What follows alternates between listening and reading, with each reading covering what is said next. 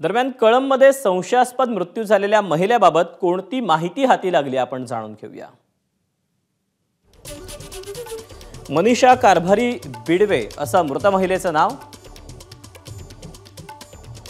धाराशिवच्या कळंबमधील द्वारका नगरीत एकटीच राहत होती।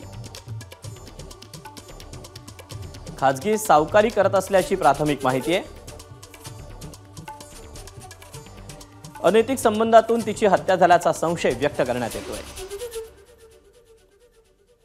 महिलेच्या डोक्याला मार लागल्याने मृत्यू झाल्याचं शवविच्छेदन अहवालामध्ये नमूद करण्यात आलं आहे। घरात मृतदेह असताना बाहेरून कुलूप होता अशी माहिती आता पुढे आली आहे। कळंबमधील मृत महिलेचा संतोष देशमुख हत्या प्रकरणाशी संबंध आहे की नाही याबाबत धाराशिव पोलिसांना ठोस माहिती नाही। तर पोलिसांनी महिलेच्या मृत्यूबाबत दिलेली माहिती साफ खोटी असून पोलिसांचे लागेबांधे हळूहळू बाहेर येतील असा पलटवार अंजली दमान यांनी केला।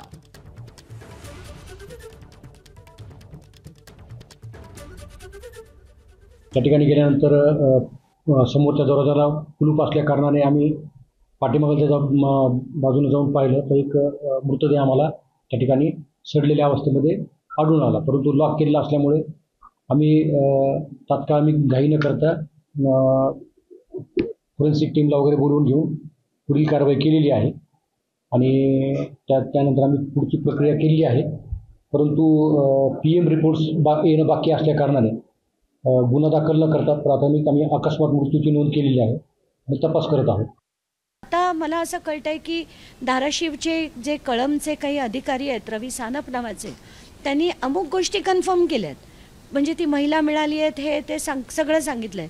पण त्यांना असं वाटतंय की त्याचा आणि संतोष देशमुख प्रकरणाचा संबंध नाही आणि मला चुकीची माहिती पुरवली जाते असं त्यांचं जे म्हणणं आहे ते साफ खोटं आहे। मला असं वाटतं कुठे ना कुठे या पोलिसांचे खालच्या ऑफिसरचे काय काय लागेबांधे आहेत ते आता हळूहळू बाहेर येतीलच। ABP माझा, उघडा डोळे बघा नीट।